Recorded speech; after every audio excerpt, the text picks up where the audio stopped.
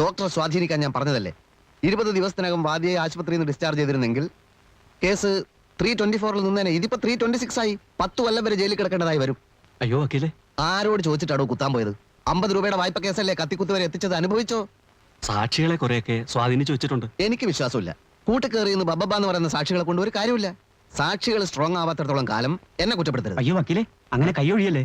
എന്തായാലും കോടതി കാണാം. ഗുമസ്തന്റെ fees, stamp paper, court fees സ്റ്റാമ്പിന്റെ കാശ് ഒക്കെ കരുതിക്കൊള്ളൂട്ടോ.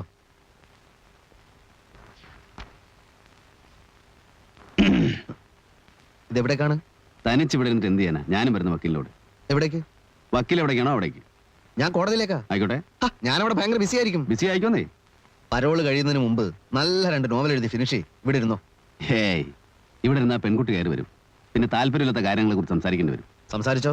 ഒന്നുമില്ലെങ്കിൽ അവളൊരു പെൺകുട്ടിയല്ലേ. മാത്രമല്ല അവള് തന്റെ ഒരു ആരാധിക എല്ലാ നിലയ്ക്കും.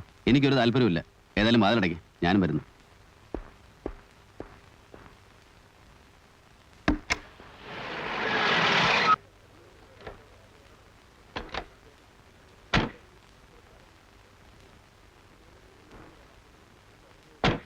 അപ്പൊ എന്താ തന്റെ പരിപാടി? വക്കീലിന്റെ ജോലികൾ നോക്കിയോ, ഞാനിവിടെയൊക്കെ തന്നെ ഉണ്ടാവും. നെല്ലായി കത്തിക്കുത്ത് കേസിന്റെ ക്രോസ് വിസ്താരാണ്. കഴിയുമ്പോൾ ഒരു വഴിയാവും. കാറിനെടുത്ത് കാണാനല്ലേ ഞാനങ്ങ് പോകും. വക്കീല് ചെല്ലേ, വിസ്താരം തുടങ്ങുമ്പോൾ ഞാനും വരാം. എനിക്കും കേൾക്കണം.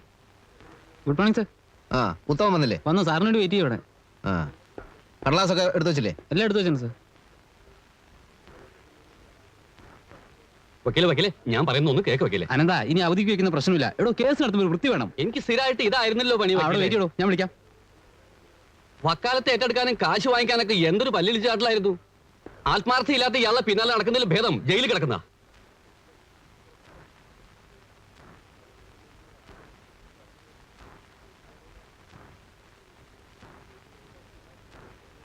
എന്തോടൊപ്പം തുറിച്ചു നോക്കണത്? ദേഹോപദ്രവത്തിന് വന്നതാണെങ്കിൽ അത് പറ. എനിക്കിപ്പോ മേലും കീഴും നോക്കാനില്ല. ആളുകൾ വരണു, എന്നെ തല്ലണു, പോണു. അതിന് കേസില്ല. സ്റ്റേഷൻ സൂപ്രണ്ട് ഞാനൊന്ന് തൊട്ടു, അതിന് കേസ്. താനൊരു പണക്കാരനായിരിക്കാം, ഞാനൊരു പാവപ്പെട്ടവൻ. നമ്മൾ ഒരേ കുറ്റം ചെയ്താലും കേസിന്റെ പോക്ക് 2 വഴിക്കായിരിക്കും. എന്താ കേസ്? അപ്പൊ തനിക്കെന്നെ അറിയില്ലേ? സസ്പെൻഷന് ശേഷം ഇക്കണ്ട കാലൊക്കെ ഞാൻ ഈ കോടതി വരാന്തേ തന്നെയല്ലടൂ. ആകെ ഉണ്ടായിരുന്ന പശുവിനെ വിറ്റു, ആകെ ഉണ്ടായിരുന്ന വരിക്കപ്ലാവ് വിറ്റു. ഇനി ആകെ ഉള്ളത് ഞാൻ മാത്രം. എന്നെ കൊണ്ട് വയ്യേ. എന്ത് കുറ്റാണ് ഞാൻ ചെയ്തത്?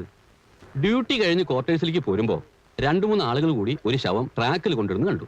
ഞാൻ ഒരു ശുദ്ധനായതുകൊണ്ട് ഒന്നും ആലോചിക്കാതെ ആ വിവരം പോലീസ് എന്ന് പറഞ്ഞു. പിറ്റേന്ന് രാത്രി എന്റെ ക്വാർട്ടേഴ്സിലേക്ക് 4-5 ആൾക്കാർ കയറി വന്നിട്ട്, നീ പോലീസ് എന്ന് വിവരം പറയുവല്ലടാ പട്ടി എന്ന് പറഞ്ഞ് 4 ഭാഗത്ത് നിന്ന് കിട്ടി. ഇടിയെന്ന് പറഞ്ഞാലോ, കിട്ടേണ്ടത് കിട്ടിയപ്പോ ഈ കാര്യം മനസ്സിലായി. ആരെങ്കിലും ഒരു ശവം റെയിൽവേ ട്രാക്കിൽ കൊണ്ടുവന്നിട്ടാൽ നമ്മൾ കാണരുത്, ഇനി കണ്ടാൽ തന്നെ പോലീസ് എന്ന് പറയരുത്. RK ചിറ്റ് ഫണ്ട് ജീവനക്കാരൻ ജനാർദ്ദന്റെ മരണം ആത്മഹത്യയോ കൊലപാതകമോ എന്ന് പത്രങ്ങൾ. അടി കിട്ടിയതിനു ശേഷം ഞാനൊന്നും മിണ്ടാൻ പോയില്ല. അല്ല, നമ്മൾ ഇതിനു മുമ്പ് കണ്ടിട്ടുണ്ടോ? ജനാർദ്ദനെ ആരാ ട്രാക്കിൽ കൊണ്ടിട്ടത്? ആരെങ്കിലും ആയിക്കോട്ടെ, നമുക്കെന്താ പ്രശ്നം? അതല്ല. ഒരു ദിവസം സൂപ്രണ്ട് എന്നെ വിളിപ്പിച്ചു. അനന്ത, നിന്നെ അന്വേഷണ വിധേയമായി സസ്പെൻഡ് ചെയ്തിരിക്കുന്നു എന്ന് മൂപ്പര്. എന്ത് അന്വേഷണമാണ് സാറേ എന്ന് ഞാൻ. നീ ഡ്യൂട്ടി സമയത്ത് മദ്യപിച്ചു എന്നൊരു കംപ്ലൈന്റ് ഉണ്ടെന്ന് മൂപ്പര്. വേറെ എന്തായാലും കുഴപ്പമില്ല, ഇതുവരെ മദ്യം കൈകൊണ്ട് തൊടാത്ത ആളാ ഞാൻ. ആരുടെ കംപ്ലൈന്റ് ആണ് സാറേ എന്ന് ഞാൻ. അത് നീ മേലധികാരികളോട് പോയി ചോദിക്കുന്നത് മൂപ്പര്. പെട്ടെന്നുള്ള ദേഷ്യം കൊണ്ട് സൂപ്രണ്ടിന്റെ മൂക്കടച്ച് ഒന്നാ വെച്ചു കൊടുത്തു. അതിനുശേഷം ഞാൻ ഇവിടെ തന്നെയാ. അടിപിടി കേസ്, കത്തിക്കുത്ത് കേസ്, ബലാത്സംഗ കേസ്, ഇനി എന്റെ തലയിൽ വെക്കാത്ത കേസൊന്നുമില്ല. ഞാൻ ഇത് വല്ലതും അറിഞ്ഞാണോ സാറേ? വക്കീലെ, ഞാൻ പറഞ്ഞു കേക്ക് വക്കീലെ.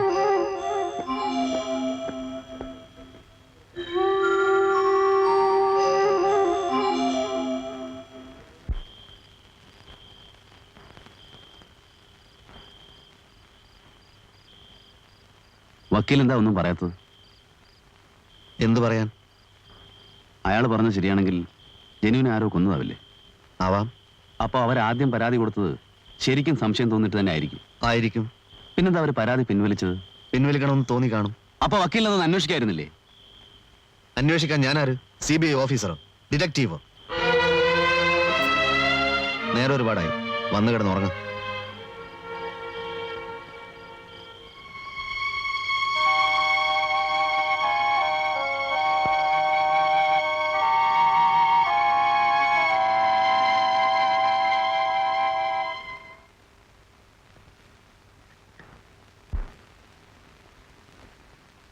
മോളെ, പിന്നെ ആരോ വരുന്നു. അച്ഛൻ എവിടെ നിന്ന് ചോദിച്ചാ ഇവിടെ ഇല്ലാന്ന് പറഞ്ഞേക്ക്.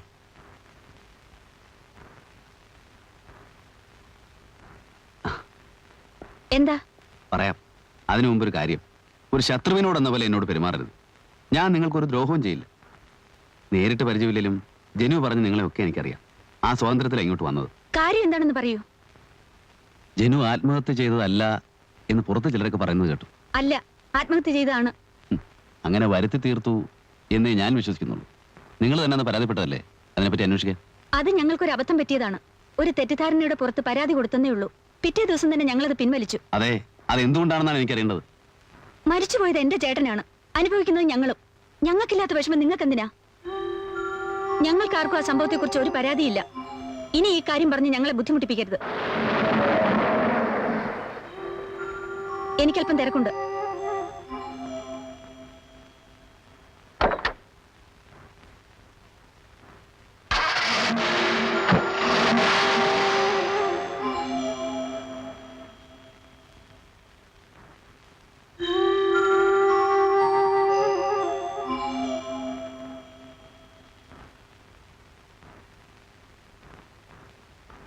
ഇതിലേതാ പ്രിന്റ് ചെയ്യണ്ടേ? ഇത് ശരി.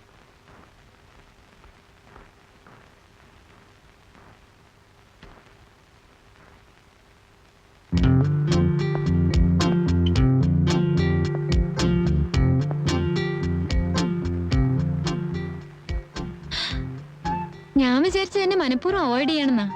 ഇന്നലെ എത്ര നേരം അവിടെ വന്ന് കാത്തിരുന്നോ? അതുകൊണ്ടല്ലേ ഇവിടെ വന്ന് കാണാമെന്ന് വെച്ചത്. സന്തോഷം. പക്ഷെ ഒരു വ്യത്യാസമുണ്ട്. ഇന്ന് ഇന്റർവ്യൂ ചെയ്യപ്പെടുന്നത് മാനസയാണ്. കാര്യങ്ങൾ അറിയേണ്ടത് എനിക്കും.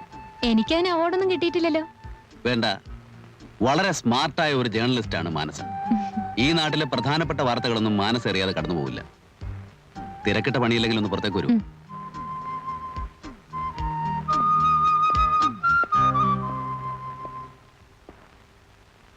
വളച്ചു കെട്ടാതെ കാര്യം പറയാം. എനിക്ക് ഈ ലോകത്ത് ഒരേ ഒരു കൂട്ടുകാരനെ ഉണ്ടായിരുന്നുള്ളൂ. ജനാർദ്ദനൻ.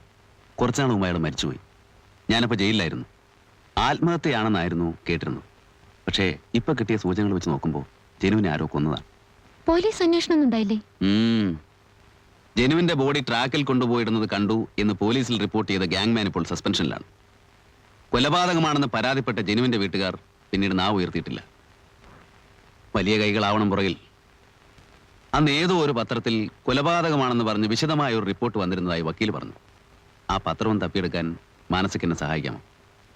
ജനാർദ്ദനൻ അല്ലേ? അതെ. പത്രം ഏതാണെന്ന് നമുക്ക് കണ്ടുപിടിക്കാം.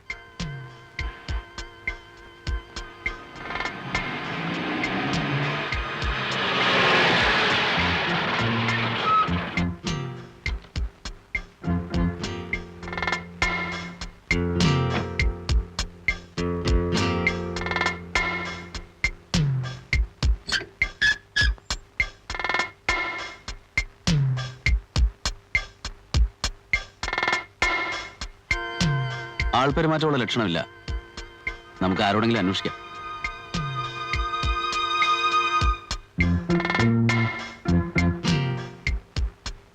ഹലോ, ആ പത്രത്തിന്റെ ആളുകൾ ഇപ്പൊ എവിടെയാ? സക്രിയ സാറല്ലേ? ആ, അങ്ങേര് പ്രസ്സും പത്രമൊക്കെ നിർത്തി പോയല്ലോ. മുമ്പ് ഇവിടെ അടുത്തായിരുന്നു, ഇപ്പൊ കുറച്ച് ദൂരെയാ താമസം. സ്ഥലം ഒന്ന് പറഞ്ഞുതരാം.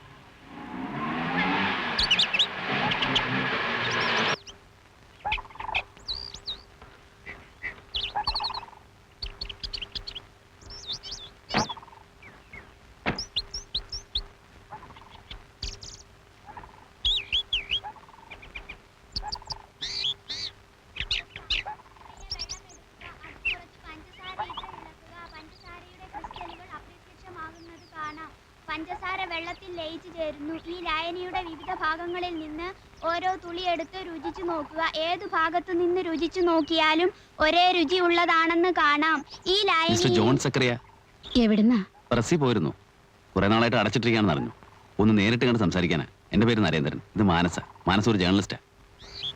അങ്ങേര് സുഖമില്ലാതെ കിടക്കുക. ബുദ്ധിമുട്ടിക്കില്ല, ഒരു 5 മിനിറ്റ് മതി.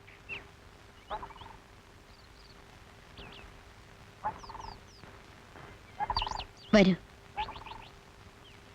മോനാ കസേരയും എടുത്തോണ്ട് വാ.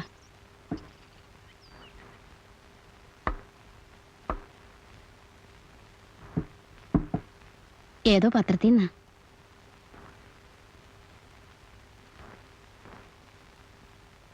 എന്തു വേണം?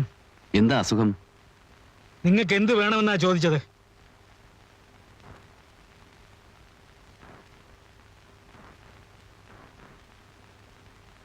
ജ്വാലയില് ജനാർദ്ദൻ എന്നൊരാളുടെ മരണത്തെപ്പറ്റി ഒരു റിപ്പോർട്ട് വന്നിരുന്നല്ലോ കുറച്ച് മുമ്പ്. ജനു എൻ്റെ ഒരു അടുത്ത സുഹൃത്തായിരുന്നു. സംഭവം നടക്കുന്ന സമയത്ത് ഞാനിവിടെ ഉണ്ടായിരുന്നില്ല. അതൊരു കൊലപാതകമായിരുന്നു എന്നുള്ള വാർത്ത വന്നത് ജ്വാലയിൽ മാത്രമാണ്. എവിടെ നിന്നാണ് ന്യൂസ് കിട്ടിയത്? അങ്ങനെ ഒരു ന്യൂസ് എന്റെ പത്രത്തിൽ വന്നതായി എനിക്ക് ഓർമ്മയില്ല. വന്നു സർ, പത്രം എന്തേലുണ്ട്. വേണ്ട, എനിക്കത് കാണണ്ട.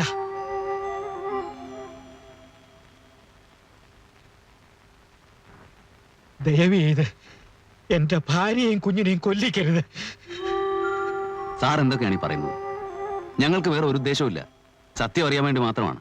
എനിക്കൊന്നും അറിയില്ലെന്ന് പറഞ്ഞില്ലേ? ആ വാർത്ത ഇട്ടതിന്റെ പേരില്ല ഇപ്പൊ ഈ കിടക്കുന്നത്. പ്രസ് തല്ലി പൊളിച്ചു. ഈ മനുഷ്യനെ എണീക്കാൻ വയ്യണ്ടാക്കി. ഞങ്ങളുടെ മോനെ ഓർത്തിട്ട ആത്മഹത്യ ചെയ്യാതിരിക്കുന്നത്. മേലി, ആരാ ഇതൊക്കെ ചെയ്തത്? നിങ്ങളുടെ കൂട്ടുകാരനെ ആരാ കൊന്നത്? അവരൊക്കെ തന്നെ. പണവും സ്വാധീനം ഉണ്ടെങ്കിൽ ഇവിടെ ആർക്കും എന്തു ആവാലോ.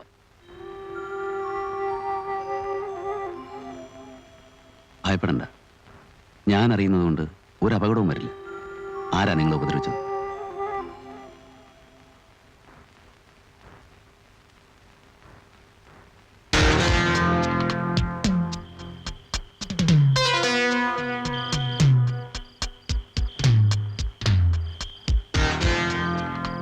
ജനാർദ്ദനെ കൊന്നത് ഞങ്ങളാണ്. അവനെ മാത്രമല്ല, ഞങ്ങൾക്ക് മാർഗതടസ്സം സൃഷ്ടിക്കുന്നവൻ ആരായാലും അനുഭവം അതായിരിക്കും. പക്ഷെ തന്റെ പത്രത്തിൽ കൂടുള്ള പബ്ലിസിറ്റി ഞങ്ങൾക്ക് വേണ്ട.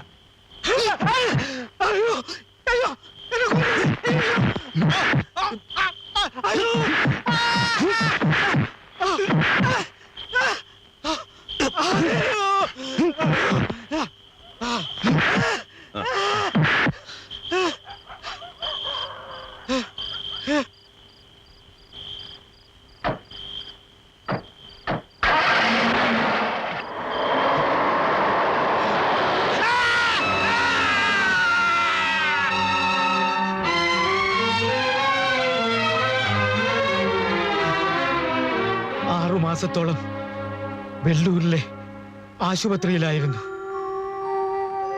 ചികിത്സയ്ക്ക് മാത്രമല്ല, ഭക്ഷണത്തിന് കൂടി വഴിയില്ലാതായപ്പോ തിരിച്ചു പോന്നു. എവളിപ്പോ റബ്ബർ തോട്ടത്തിൽ പണിക്ക് പോകുന്നതുകൊണ്ടാ മരിക്കാതെ കിടക്കുന്നത്.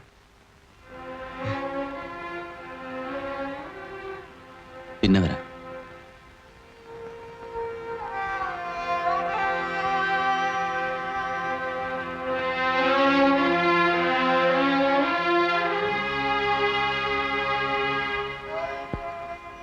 ഒരു കാര്യം ചോദിച്ചോട്ടെ? ചികിത്സയ്ക്കും മരുന്നിനും ഒക്കെ നിവൃത്തിയില്ലാത്തവരെ പറ്റി പത്രത്തിൽ എഴുതിയാല് വല്ല പ്രയോജനം ഉണ്ടാവുമോ? ശരിക്കും വഴിമുട്ടിപ്പോയി. അതുകൊണ്ടാ.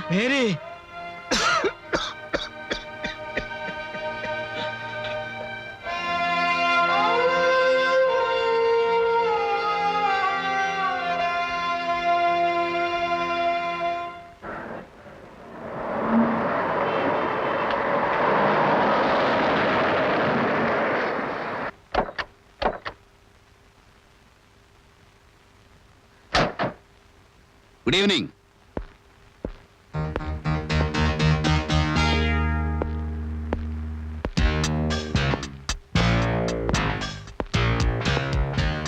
Mr. Nambiar. Yes? Mr. Jalil.